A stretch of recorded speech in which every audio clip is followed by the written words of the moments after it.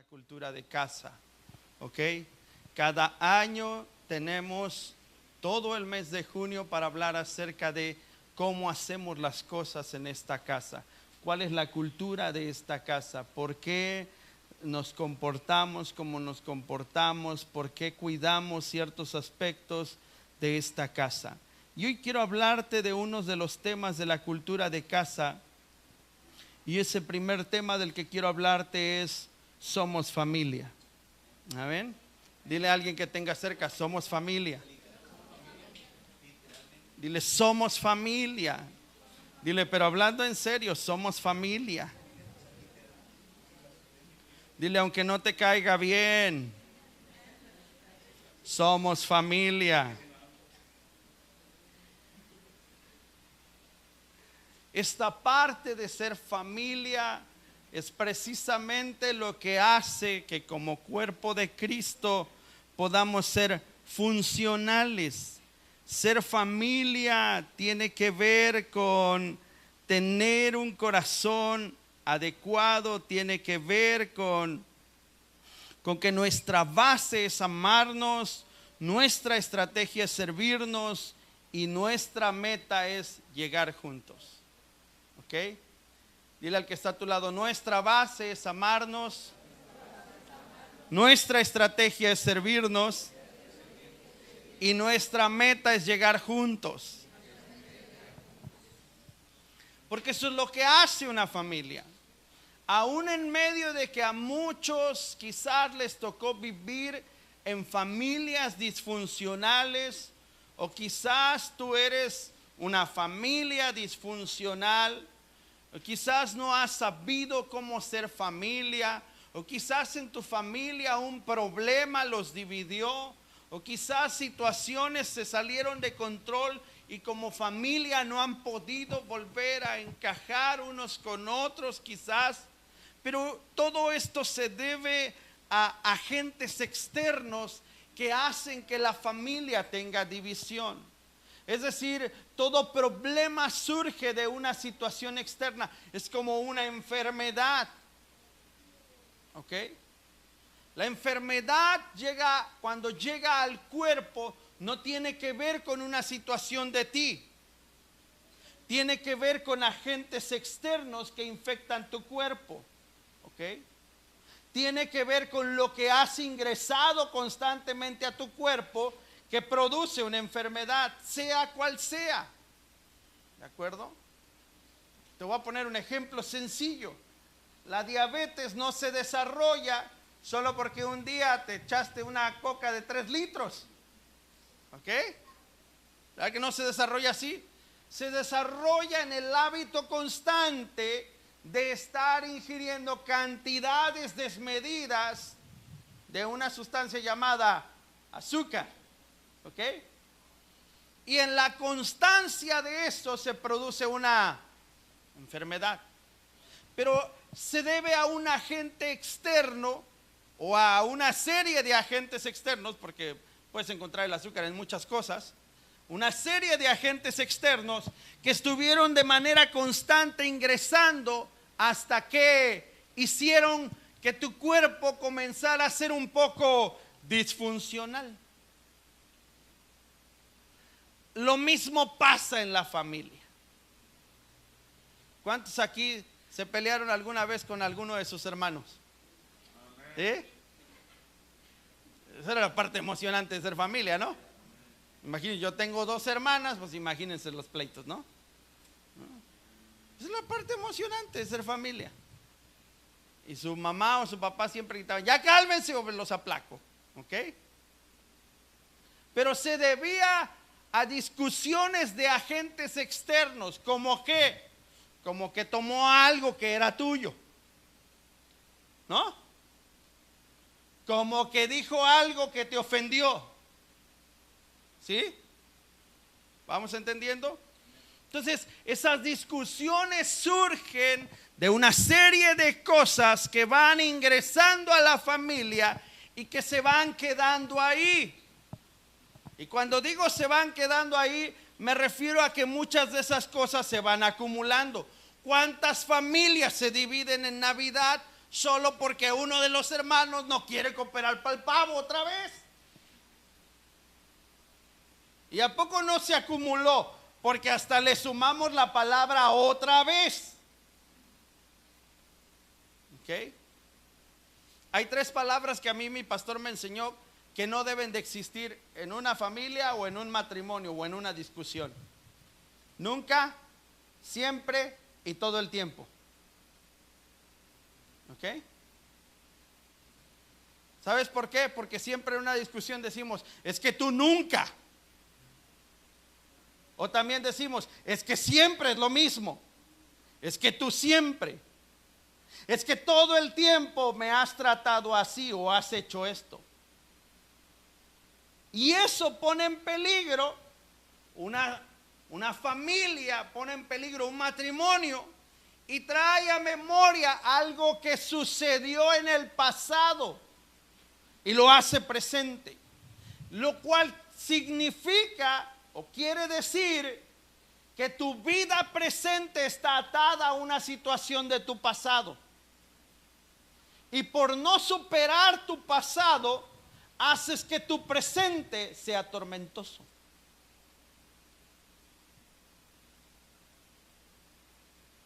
Y en una familia, en una iglesia sucede lo mismo.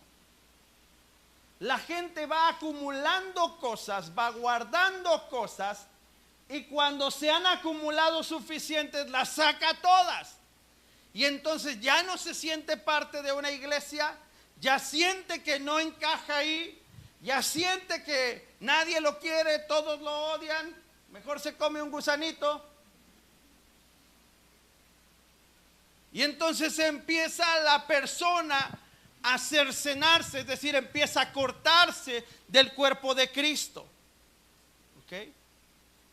Pero son por situaciones y agentes externos que van quitando de ti esa unidad de familia y ese corazón de estar unido a alguien, como pasa con nuestros hermanos en la carne, con nuestras familias particulares. ¿Okay? Un hermano se divide cuando se siente ofendido, ¿sí o no? Y hasta se atreven a decir, ya nunca más voy a ser tu hermano. ¿Ah? O se atreven a decirle a sus papás, ya no tienen hijo, lo han perdido para siempre, ¿no? ¿Sí? ¿Sí han escuchado esos dramas? Y son ciertos. Pero todo eso se debió a una serie de agentes externos que se fueron acumulando en el corazón de esa persona y fueron comenzando a crear una situación que se sale de control.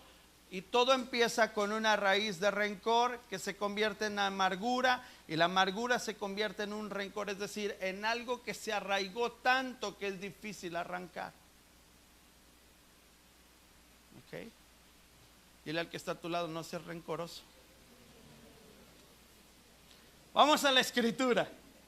¿Les parece bien? Les voy a enseñar una historia que yo sé que la mayoría aquí conoce y la han escuchado, la han visto hasta en caricaturas o en la televisión.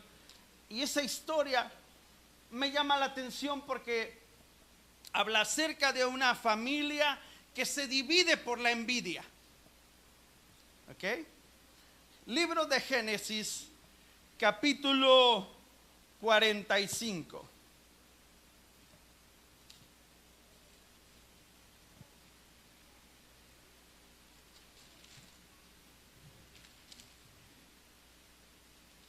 Bueno, vamos primero al libro de Génesis, capítulo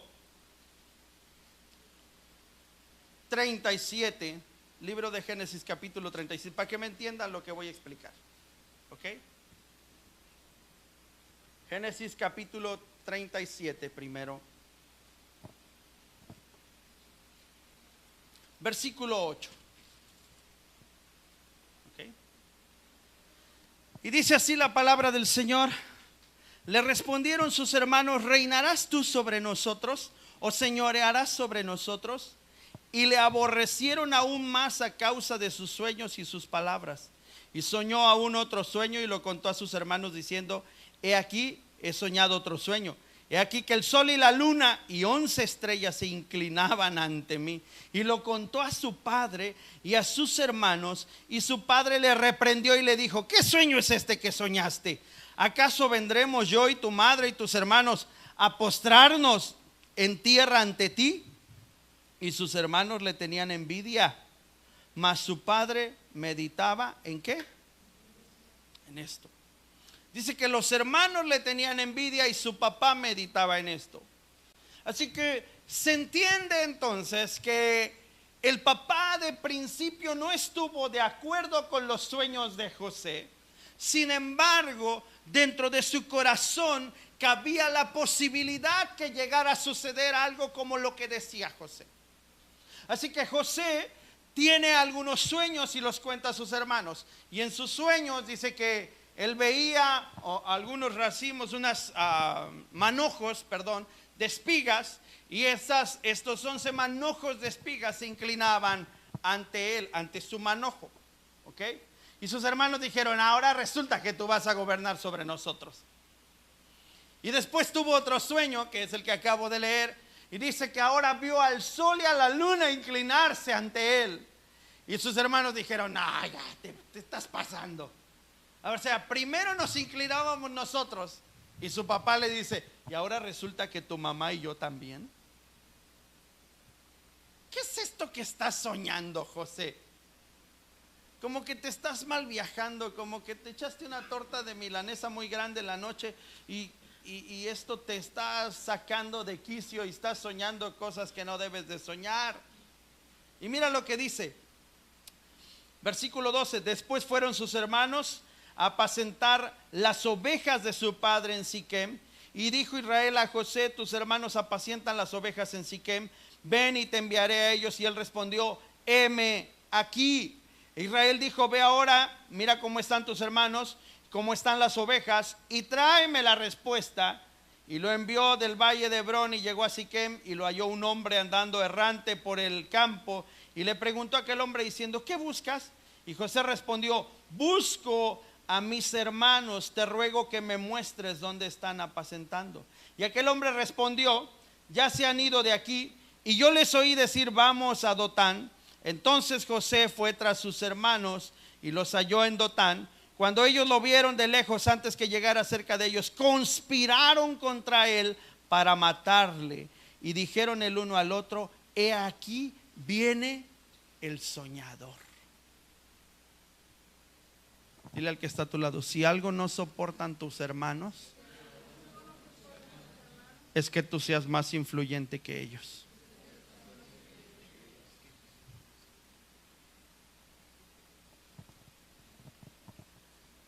Y es una característica que hay que aprender a afrontar en la familia. Es una característica que hay que aprender a superar dentro de la iglesia y del cuerpo de Cristo.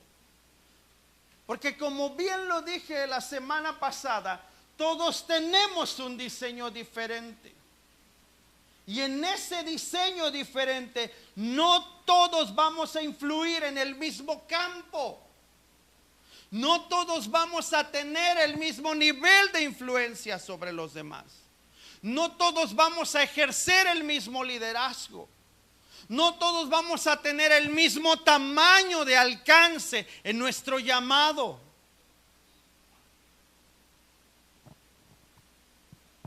Y esto es algo que hay que entender.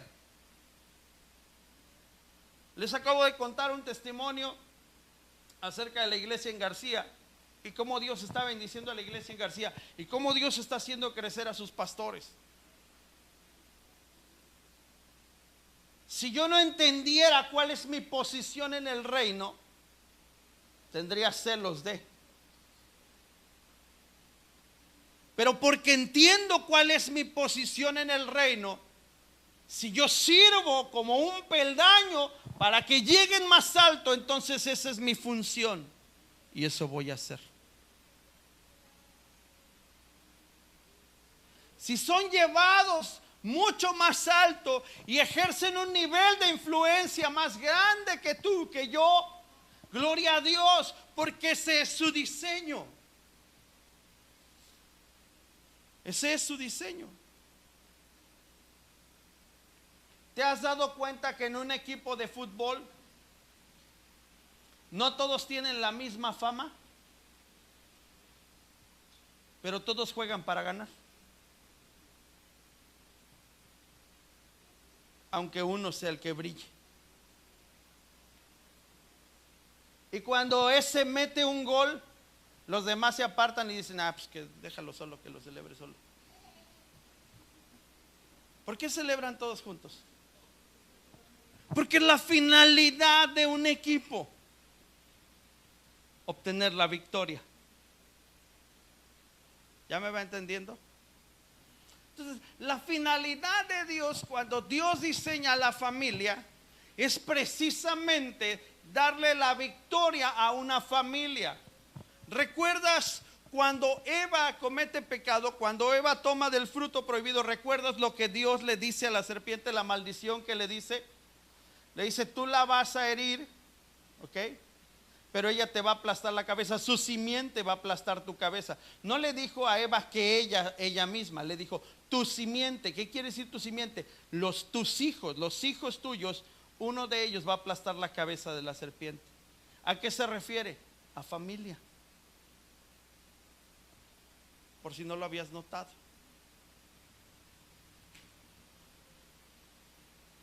A veces, dile al que está a tu lado, a veces tu victoria está en alguien de tu familia.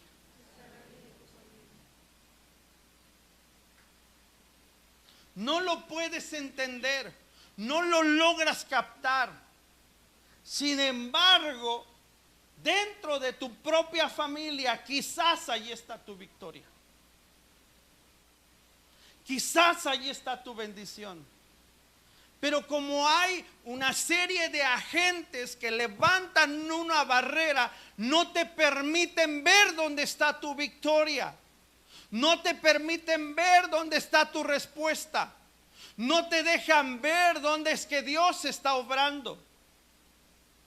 Y esa respuesta cada vez se ve más distante, más lejana. ¿Tú cómo sabes que uno de tus hijos no sea llamado a ser un gran profeta para los últimos tiempos de la humanidad? ¿Qué te dice a ti que alguien de tu casa no sea llamado para ser alguien de influencia en un mundo tan aplastante, con tantas ideologías en medio de nuestra sociedad? El asunto es que queremos nosotros ser la influencia, queremos nosotros brillar de manera particular y personal, y comenzamos a olvidar a la familia que está alrededor. Y cuando somos familia, trabajamos en equipo. Esa es la razón del por qué el diseño de Dios desde el principio en el Edén no fue crear una iglesia. La primera institución de Dios en la tierra no fue una iglesia. ¿Qué fue? Una familia. Dios no diseñó una iglesia en el principio, en el Edén. Dios no dijo, esta va a ser la iglesia que va a gobernar sobre toda la tierra y algún día volveré por ti, iglesia. No. Dios dijo, voy a poner una familia. Y les da a la familia ciertas instrucciones. Y una de las indicaciones más específicas fue, multiplíquense, échenle ganas, llenen la tierra, les pertenece, se las he entregado. Y una de las finalidades de la familia de Cristo es la multiplicación. Pero estamos tan seguros que nosotros ya tenemos salvación que nos cuesta trabajo compartir la salvación con alguien más. Y hay gente que está necesitando una respuesta de Dios, pero estamos tan empeñados en lo que nosotros ya tenemos que no nos damos cuenta que podríamos ser familia y que podríamos hacer que esta familia crezca presentando el Evangelio de Cristo. Y bueno, la historia de José tiene mucho que ver con la familia. Todo comienza con la envidia de los hermanos, ¿no? Dile al que está a tu lado, no todos tienen la capacidad de escuchar tus sueños.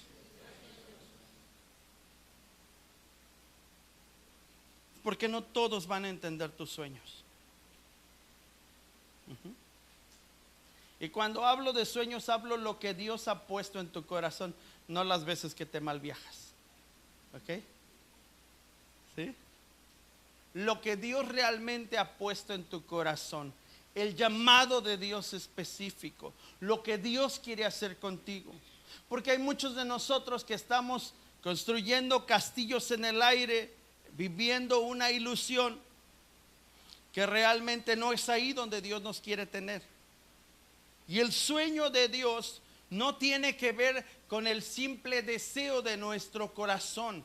El sueño de Dios tiene que ver con el cumplimiento de su propósito y voluntad en la tierra. ¿Ok?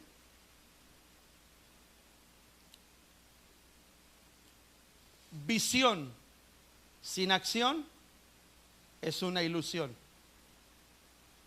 Acción sin visión es una desilusión.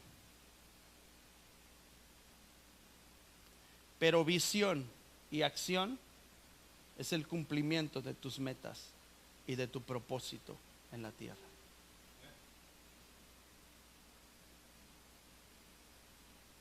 Tienes que analizar en tu interior cuál es el diseño que Dios te dio, cuál es el llamado que Dios te hizo. Pero al mismo tiempo tienes que saber que vas a necesitar de una familia que te respalde, que no vas a poder lograrlo solo, que necesitas todo el tiempo volver a casa, a tu familia, y que quizás lo vas a intentar muchas veces solo, porque agentes externos te van a hacer sentir que no encajas, que no eres parte de. Situaciones sin resolver te van a hacer sentir apartado. Pero ¿cuándo se resuelve eso? Cuando vuelves a casa con tu familia. Así que hablemos de José otra vez, vuelvo al punto. Resulta que Josecito va bien tranquilo, va a ver a sus hermanos, y ahí va José caminando por el camino y se encuentra un señor y le dice: oiga, señor, ¿usted sabe dónde están mis hermanos apacentando las ovejas? Y dijo: no, tus hermanos ya se fueron, desde hace rato ya se fueron. Uy, ¿y no sabrá para dónde se fueron? Sí, se dijeron, yo escuché que dijeron que iban a Dotán. Ah, bueno, entonces allá los voy a alcanzar. Y ahí va Josecito, y Josecito va bien tranquilo. Y imagínate, José acababa de recibir una túnica de muchos colores. Cuando la Biblia dice de muchos colores, quiere decir que José tenía cierta ventaja, era el consentido de su papá. ¿Ok? ¿Cuántos papás tienen consentidos? Hoy en día todos dicen que no tienen consentidos, pero los papás siempre tienen consentidos. ¿Ok? Siempre. Y eso es evidente. ¿Sí o no? ¿Sí o no? Admítalo, no se haga. ¿Ok? Siempre hay un hijo que es más cercano, ya sea a papá o a mamá. Siempre. ¿Ok? Entonces José era el consentido de papá, pero yo entiendo que no solamente era el consentido de papá, porque quien hizo la túnica tuvo que haber sido, ¿verdad? Ya vamos entendiendo que entonces Josecito quizás era el niño chiquito, ¿ok? Bueno, tenía un hermano más pequeño, pero Josecito era no sé, Josecito era cariñoso, era algo melcochoso, así como que siempre te estaba abrazando a su papá y a su mamá, y era muy atento. ¿Qué haces con un hijo que es así? ¿A poco no, papás? ¿Qué haces con un hijo que es así? Que nada más está ahí, papá te amo, mamá te amo, de la nada, ¿verdad? Y que de repente sale a la calle y se encuentra una bugambilia y ya se la lleva a su mamá y llega con su mamá: mira, mamá, lo que me encontré, toma.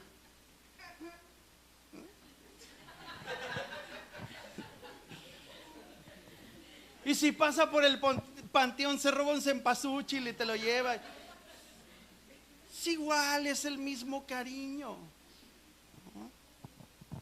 ¿Sí? Hace poco fui a un sepelio en Estados Unidos con mi esposa y me pareció muy extraño que se empezaron a llevar las flores todos, ¿verdad? Yo dije, ¿aquí se llevan las flores de los muertos? O sea, todos empezaron a hacer sus ramos de flores y a llevarse las flores. Dije, qué costumbre tan rara. Bueno, pues cada quien, ¿no? Cada quien sus muertos y cada quien sus costumbres extrañas, ¿no? Pero imagínate, ¿qué haces con el hijo que es así? Él es cariñoso, él es atento. Imagínate, José todo el tiempo estaba viendo, ma, ¿qué necesitas, ma? ¿Necesitas que hagas algo? ¿Que haga algo? No, pues la mamá era feliz. Y el papá, ni se diga.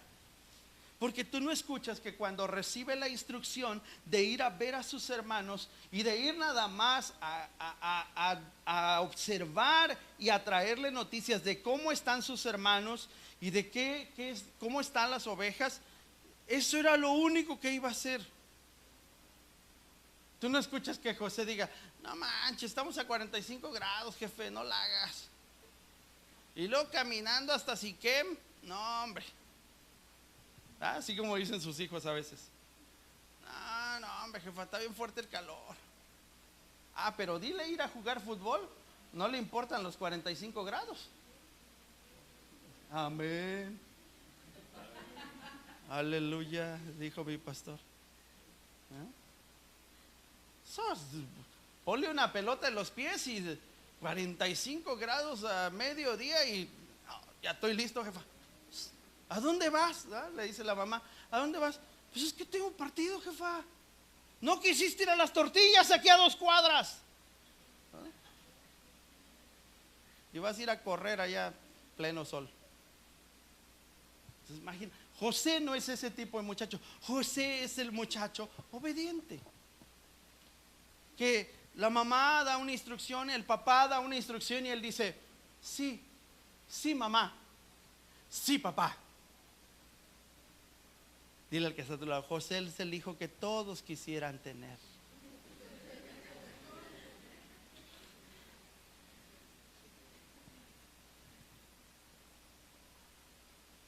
Y ahí va Josecito, llega Josecito y José a lo lejos ve a sus hermanos y sus hermanos empiezan a platicar entre ellos y dice que comenzaron a conspirar para matarle.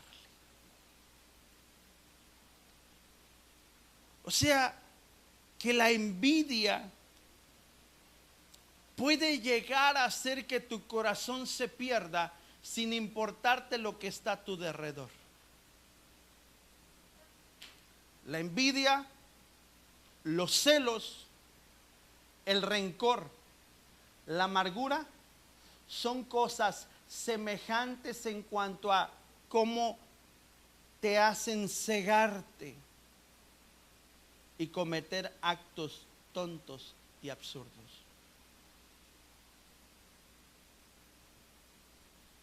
Por eso es que cuando la Biblia habla de estas cosas o de estas características que te mencioné, lo habla con tal puntualidad de que dice que no debería de existir en nosotros. Y si dice que no debería de existir en nosotros, ¿por qué crees que es?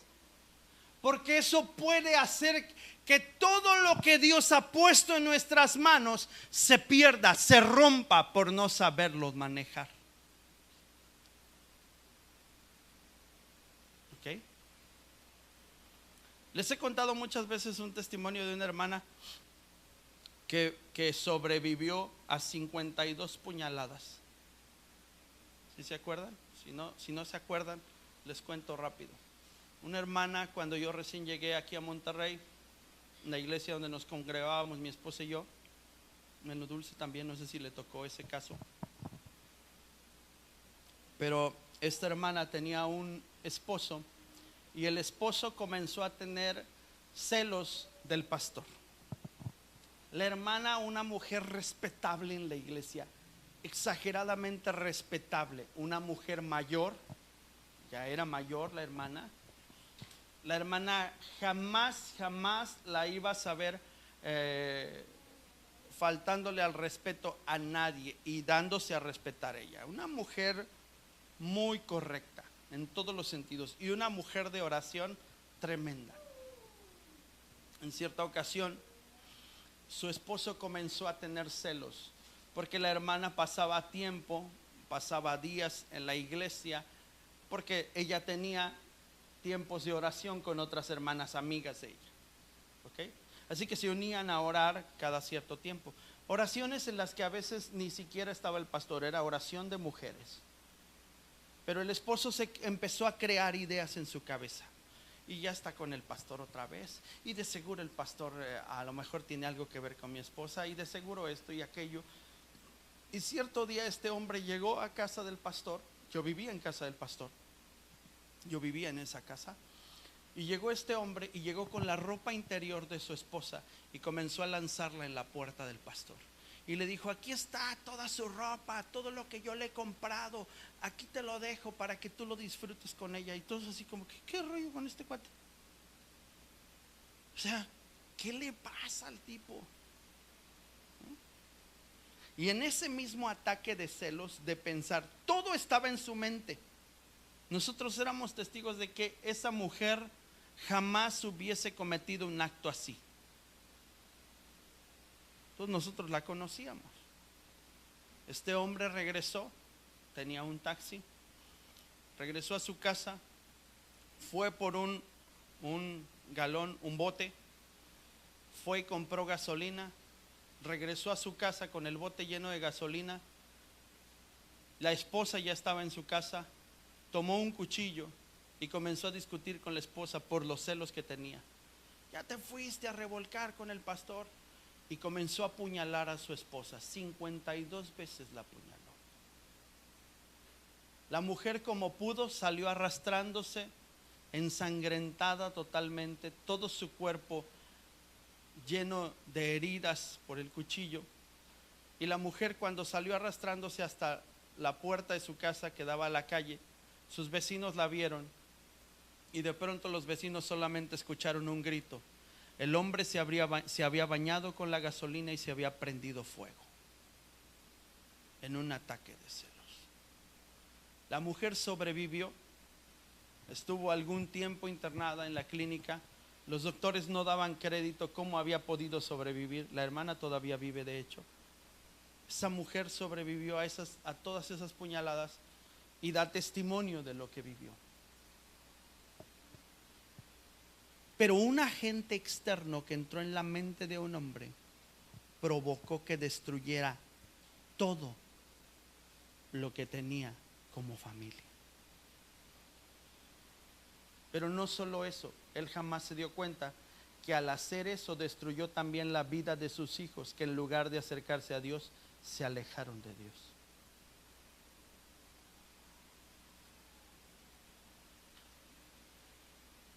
Porque eso es lo que hace que una familia pierda el sentido. ¿Okay? Esa es la razón del por qué nosotros como iglesia tenemos que entender que somos familia. Cuando tú eres familia con alguien, no pueden existir el rencor, la amargura, los celos, las envidias. Y si hay algún agente externo que quiera provocarlo, hay una medicina para eso. La medicina es ir a los pies de Cristo. La medicina se llama perdón. La medicina se llama rendir cuentas de tu vida a una autoridad. La medicina se llama consejo. ¿Sabes cuántas veces el consejo podría evitar que tú cometas locuras en tu vida? Pero ¿sabes cuándo quieres pedir consejo? Cuando ya maquinaste todas tus locuras y estás a punto de dar el último paso. Ya lo tienes todo planeado. Entonces ya no estás pidiendo consejo en realidad. Solo estás buscando un pretexto para hacer lo que ya planeaste. Lo mismo pasó con los hermanos de José. Conspiraron. ¿Pero tú crees que conspiraron en ese momento? Evidentemente no. Si la envidia se despertó desde que José contó sus sueños y donde ellos se inclinaban a él, desde ese momento se despertó en el corazón el hecho de decir: ahora resulta que el menor va a gobernar sobre nosotros. Por eso yo siempre le he dicho a usted, usted quizás tenga un mes, 2 meses en la iglesia y Dios lo está levantando y Dios está comenzando a usarlo sobre el hermano que tiene 10 años en la iglesia. Pero usted no se puede detener. Si él tiene 10 años y no ha querido dejarse usar por Dios, ahí déjelo. Es el hermanosaurio. ¿Ok?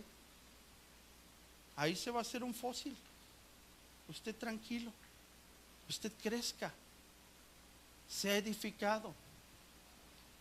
Dios puede usar una persona que tiene una semana de estarse congregando. Dios puede usar una persona que tiene días de estarse congregando. Dios puede levantar a alguien que apenas vino hoy y usarlo para su gloria. Y eso tendría que despertar celos en el corazón tuyo. ¿Quién eres tú para detener la obra de Dios? Total, José es vendido, se lo llevan, lo transportan a Egipto.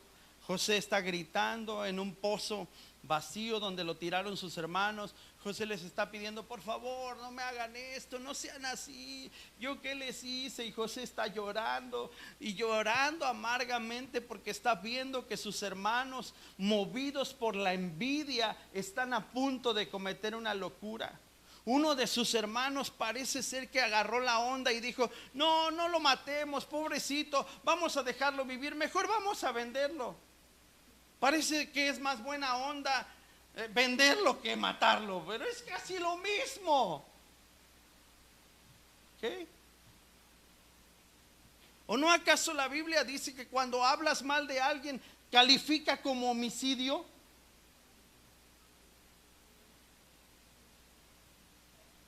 Eso es casi lo mismo. En realidad parece que el hermano es más buena onda, pero está cometiendo un acto igual de atroz que matarlo. Terminan vendiéndolo y José va encerrado quizás en un carruaje o encadenado, y desde ahí les está gritando y llorando amargamente y les está diciendo: no me hagan esto, por favor, ¿por qué me venden? No sé a dónde me llevan. ¿Tú crees que tú podrías soportar ver a tu hermano así? ¿A uno de tu familia así? ¿Sufrir de esa manera? Si no lo soportarías con uno de tu familia, no lo hagas con nadie de la iglesia. Cuando tú te levantas en contra de alguien de tu propia iglesia, hablas mal de ti mismo, porque eres parte de la misma familia y del mismo cuerpo. Dejas en mal a tu propia familia. Es como cuando tú hablas mal en la escuela de tus papás o de tu mamá. ¿Quién queda mal? ¿Solo tu papá y tu mamá? Toda tu familia. Tú mismo estás hablando mal de ti, de tus actitudes. José es llevado a Egipto. Dios hace una obra maravillosa con José. José está enfocado en agradar a Dios en todo lo que tenga que ver con Dios. José está correctamente enfocado. Ese es el enfoque que tú y yo deberíamos de mantener en todo tiempo. Que nuestro enfoque sea siempre agradar a Dios. Cuando tu enfoque es agradar a Dios, no importa lo que hagan los demás y lo que suceda a tu alrededor. Tu enfoque siempre estará en hacer lo que Dios te dice.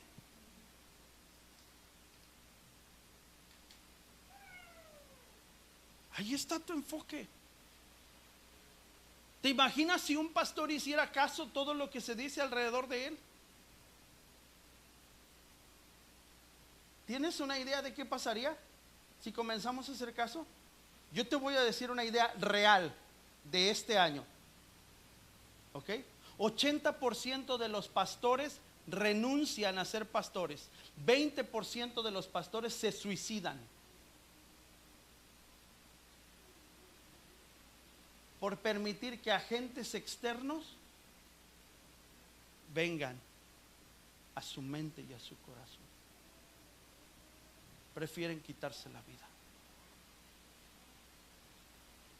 Y hablo de pastores con iglesias grandes y en apariencia exitosas.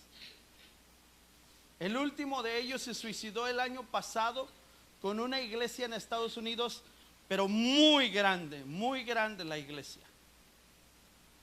El hombre tenía una familia con 3 hijos, pequeños los 3 hijos, y una esposa que él mismo expresaba que era maravillosa su esposa. Pero el testimonio de la esposa dice que él comenzó a afligirse porque la iglesia no estaba caminando y respondiendo al consejo. Y esa aflicción fue tanta en su corazón que un día decidió quitarse la vida. Que la tristeza invadió su corazón al ver la condición de su iglesia, y un día de repente solamente llegó a casa, tomó pastillas y dejó de existir.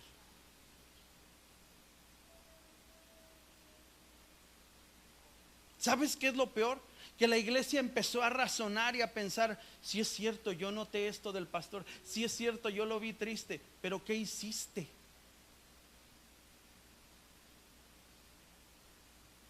¿Qué hiciste? ¿Qué haces con tus hermanos cuando los ves en esa condición? ¿Qué haces con el hermano de al lado cuando estás viendo que viene triste? ¿Qué haces con la persona que ves que viene afligida, que tiene problemas? ¿Cómo le ayudas? ¿Cómo te acercas? ¿Qué clase de hermano estás siendo para los que están alrededor de ti?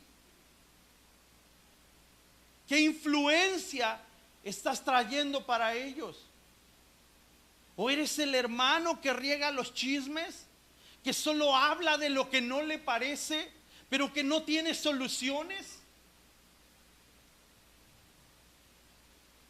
Ser familia tiene que ver con resolver situaciones al interior de nuestra casa. Ser familia tiene que ver con encontrar soluciones y no hacer un problema más grande. Ser familia tiene que ver con cortar discusiones, no con hablar más mal de él. O cuando viene uno de tus hijos y se queja de otro de tus hijos, tú le dices: ah, sí, tu hermano es así y es peor. ¿Tú le dices eso a tu hijo? ¿Qué le dices? Ya no le hagas caso a tu hermano. No discutan, por favor. Calmas el problema, cortas la discusión, porque tú no quieres ver que tus hijos tengan un corazón dividido en tu propia casa. ¿Qué diseño estamos teniendo como familia de Cristo entonces? ¿Qué estamos haciendo como familia de Cristo? ¿Hacia dónde estamos dirigiendo el rumbo de una familia que necesita entender que no fuimos diseñados para caminar solos, que tenemos un diseño en familia? ¿Cómo comprobamos esto? Capítulo 45 del libro de Génesis. Voy a terminar con esto.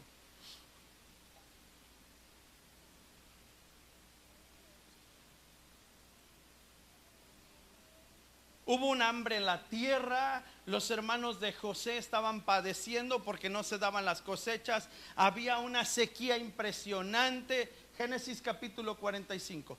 Había una sequía impresionante en la tierra y los hermanos de José están padeciendo hambre junto con su padre. Y el padre de José le dice a sus hermanos: tienen que ir a Egipto. Y resulta que en Egipto ya Dios colocó a José como gobernador de Egipto. Dios le dio gracia a José. José tiene un puesto importante en Egipto. José está encargado de almacenar todo el grano y administrar toda la semilla que se reúne en todo Egipto. José es el que está haciendo toda la chamba de administrar el alimento para que en Egipto no falte alimento. Y de repente allá vienen sus hermanos. Y José, cuando vienen, entran sus hermanos, los reconoce, se da cuenta quiénes son. José no está interesado en hacerle daño a sus hermanos. Lo primero que a José le interesa es: ¿cómo está mi papá? ¿Cómo está mi hermano menor? ¿Y qué es lo que hace? Para asegurarse de que están bien, les empieza a hacer preguntas. Y después de ello les dice: regresen a su tierra y traigan a su hermano menor. Si no lo traen, no va a haber alimento. José quiere estar seguro que todos en la familia están bien y que a su hermano menor no le hicieron lo mismo que le hicieron a él.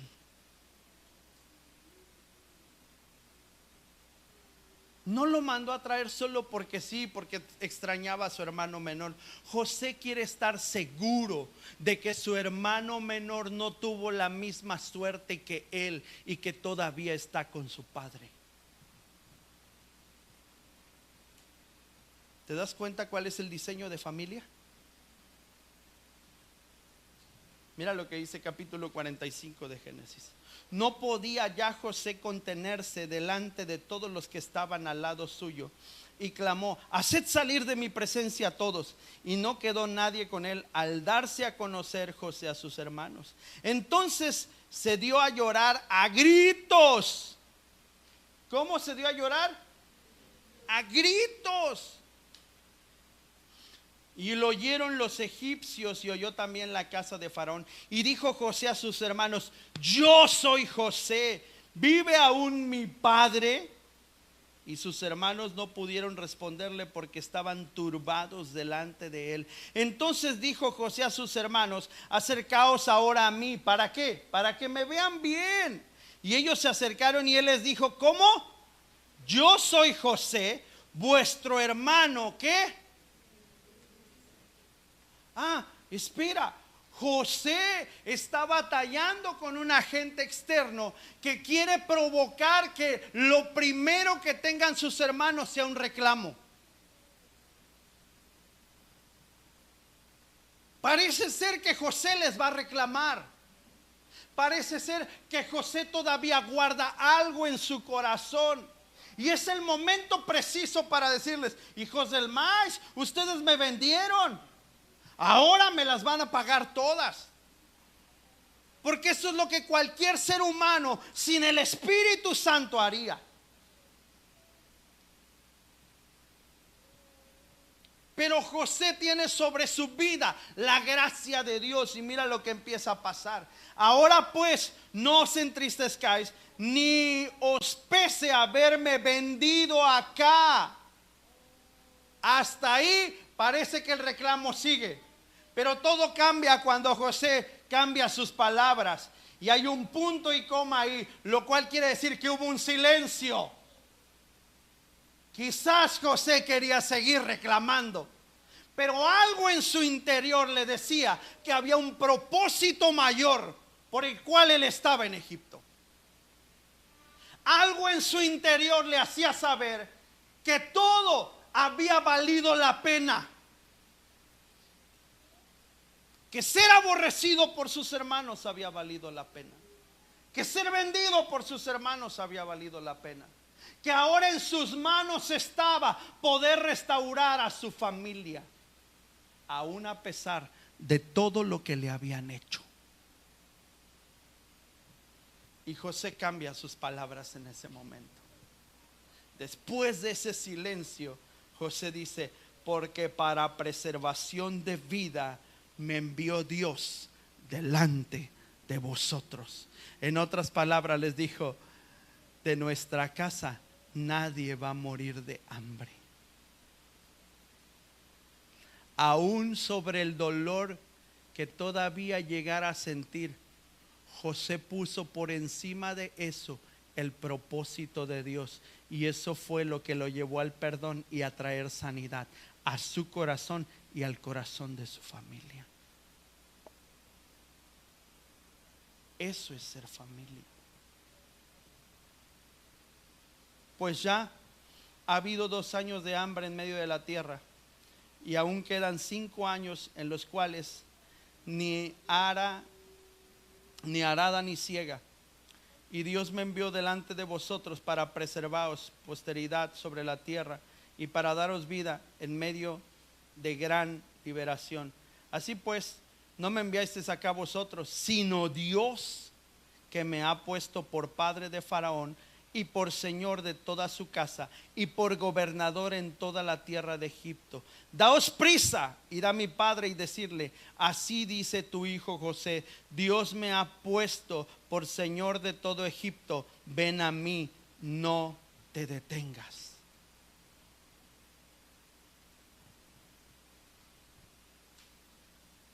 Si José pudo superar el menosprecio, la violencia, la burla, la cárcel, la culpa sin tenerla, y aún a pesar de eso, su propósito siguió firme en agradar a Dios, ¿qué te hace pensar que tú y yo no podemos hacerlo?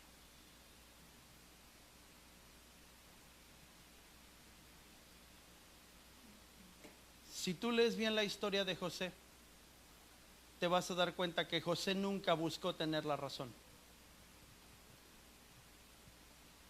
Cuando lo acusaron de querer abusar de la esposa de Potifar, él no se puso a discutir porque se supiera la verdad. Lo metieron a la cárcel injustamente. Pero ahí en la cárcel, José sabía que lo único que podía sacarlo de ahí era seguir agradando a Dios y buscando el propósito de Dios. Quizás tú y yo estamos en situaciones muy similares. Estás en medio de una encrucijada, vienen voces a tu vida, inquietan tu corazón. Hay cosas que quizás no has sabido manejar. Has afectado a otros hermanos alrededor de ti. Has hablado mal de otros. Has pensado que otros hablan mal de ti sin tener la razón. En lugar de sanar, te has encargado de regar tu rencor, tu amargura, tu odio, aún sabiendo que Dios te llamó para preservar vida. La peor parte que la iglesia de Cristo puede hacer es que, sabiendo su propósito, haga lo contrario. Sabiendo que fuiste llamado a sanar y a perdonar, te guste seguir haciendo un problema más grande. Somos familia, y como familia debemos de aprender a caminar en unidad. Póngase de pie, por favor.